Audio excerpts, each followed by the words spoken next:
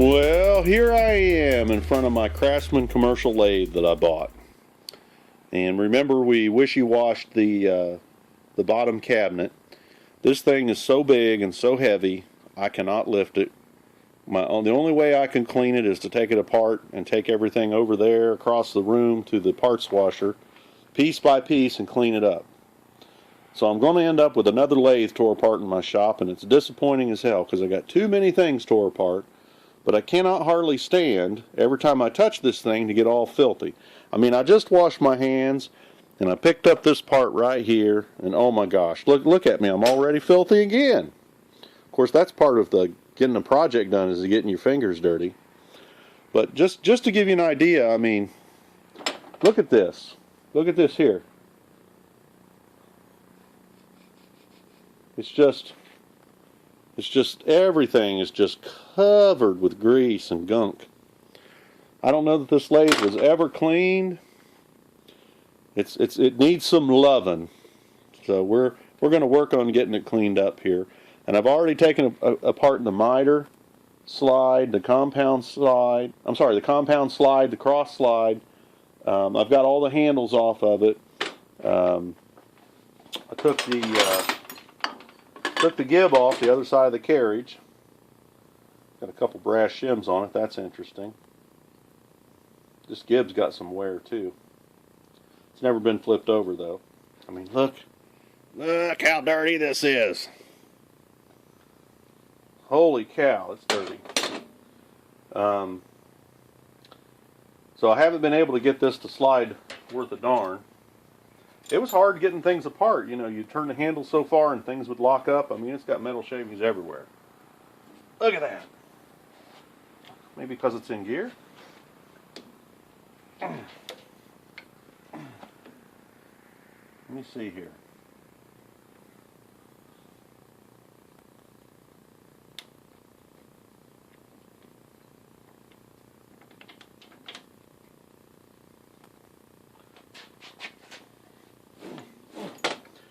That baby just did not want to move.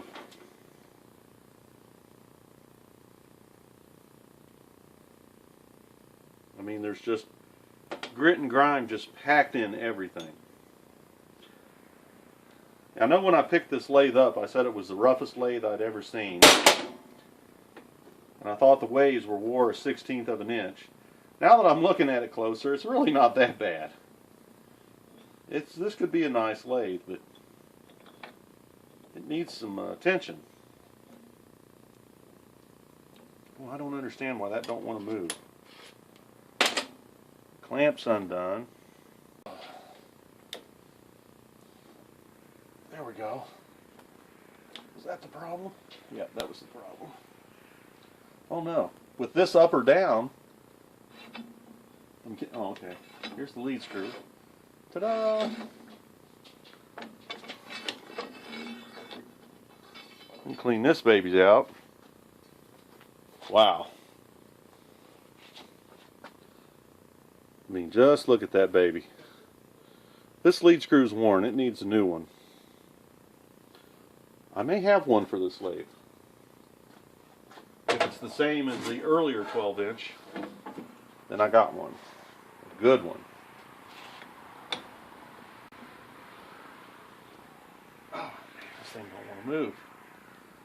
Of course, we got a gib in here, don't we? That's what my problem is.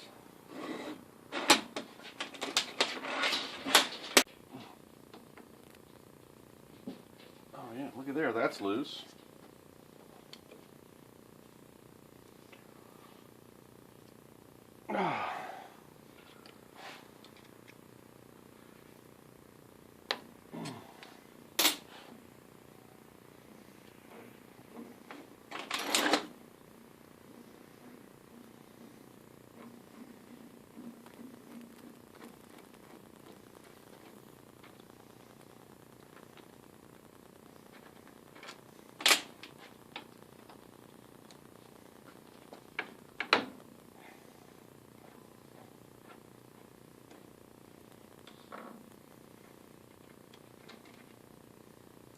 Look at the condition of the head of that bolt. Woo.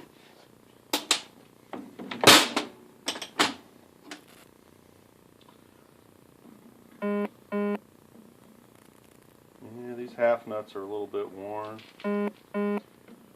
Looks like the same parts that are in the rest of the lathes. Dirty, dirty, dirty.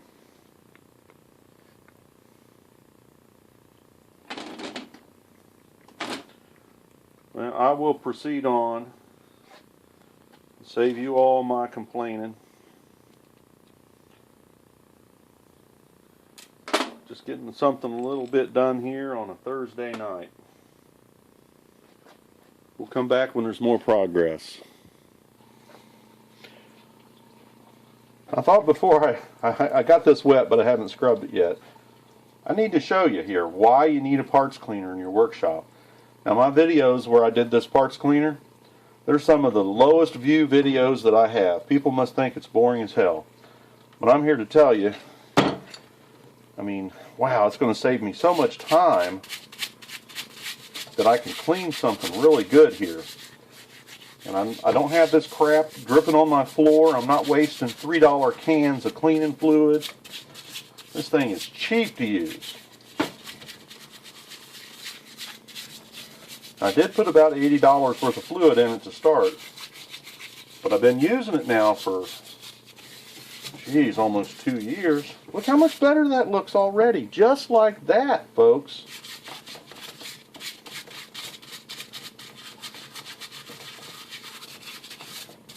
Look what I'm noticing something here. There's a bushing in this. I noticed that gear was kind of loose in there. Somebody may have rebuilt this lathe once before. I know the non-commercial versions of the lathe do not have a bushing in there. Maybe that's a standard, maybe that there's a standard thing for this lathe. So I'll be able to get that handle working a lot more smoothly just by pushing that bearing out and pushing in a new one. On my Harbor Freight 20-ton hydraulic press, I might add.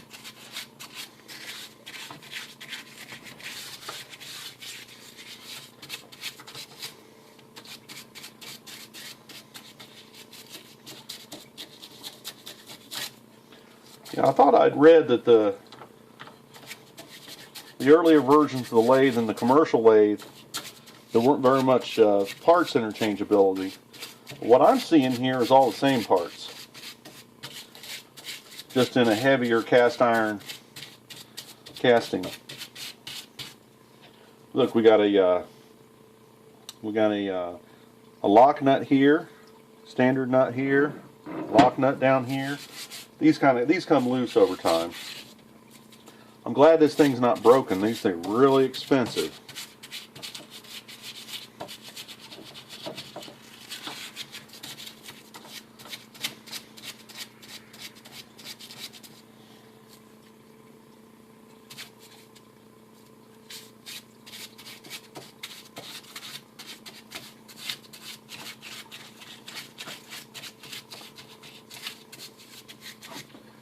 Now there's a, says it's an old man, a machinist that makes brass half nuts on eBay. I don't think I'm going to set up to make a set of half nuts. Sure, I could figure out how to do it. They're like 75 bucks. It'd probably be better for me to just buy a set of those. Because these look wore out. Especially if my new lead screw will work. My lead screw that I have, I saved from the half lathe that I bought.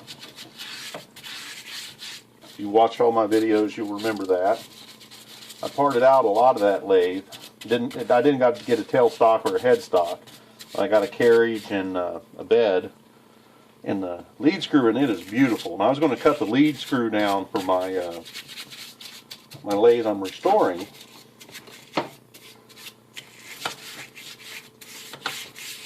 But there's a chance I could make a lead screw for that.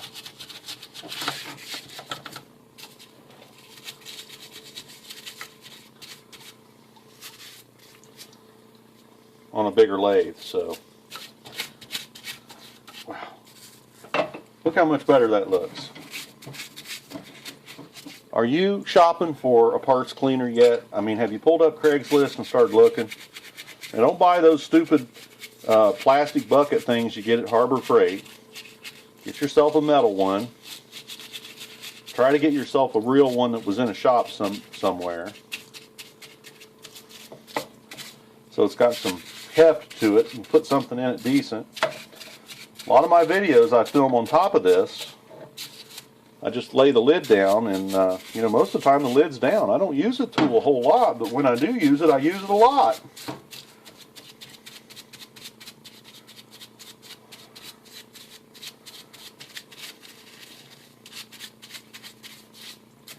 Yeah, you couldn't hardly turn any of the handles on this lathe. So much metal and garbage everywhere.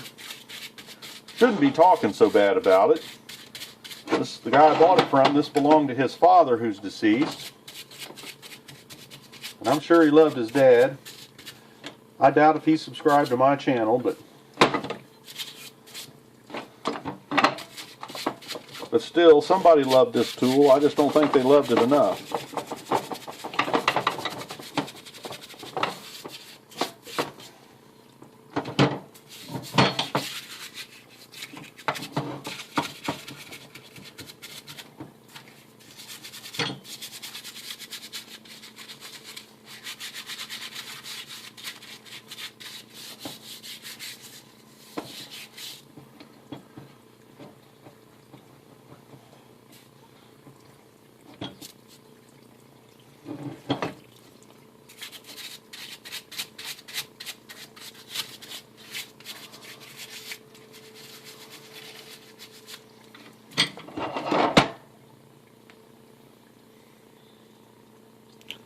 Lots more cleaning to do.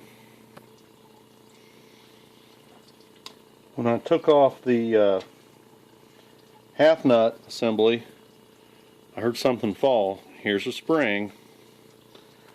It's been a while since I've had one of those apart. Evidently there's a ball in there. And I hope I haven't lost the ball. I don't see it anywhere.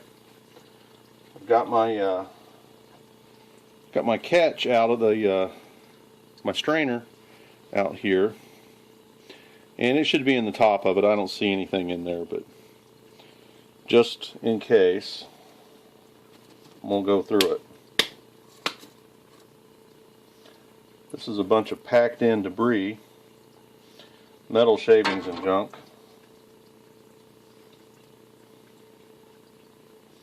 I gotta be careful I don't stab myself going through this, but I want to make sure there aren't any keyways or anything in here. It's mostly metal shavings, bits of gasket.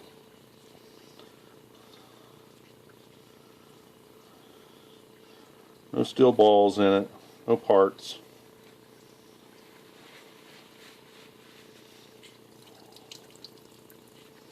I'm going to keep my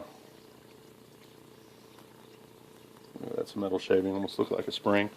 I want to keep my fluid. Clean that baby off.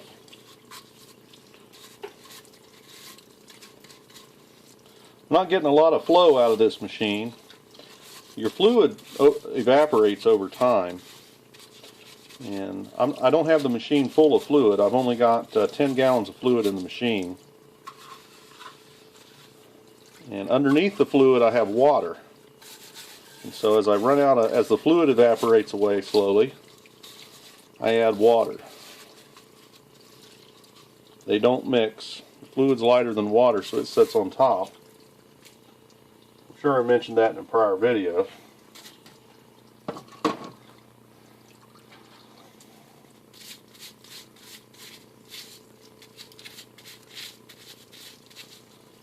Love to find another one of these. Now that I got a 3D printer, I can print one.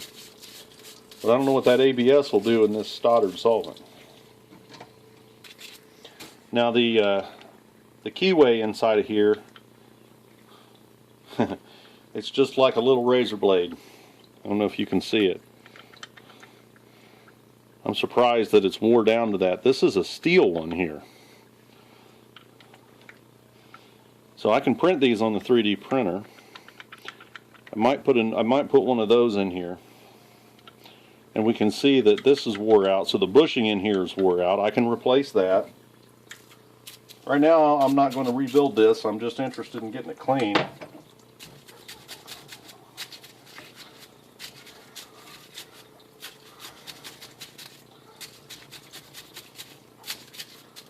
time I look, there's another nook and cranny that's got gunk in it. Look, that spins now. That didn't used to do that.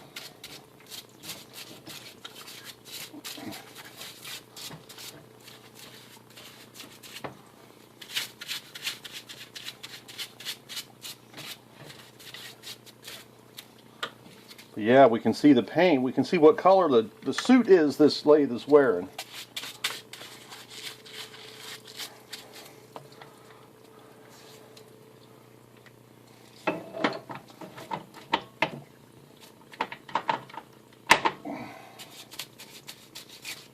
Get that gunk that's under the edge of that handle there.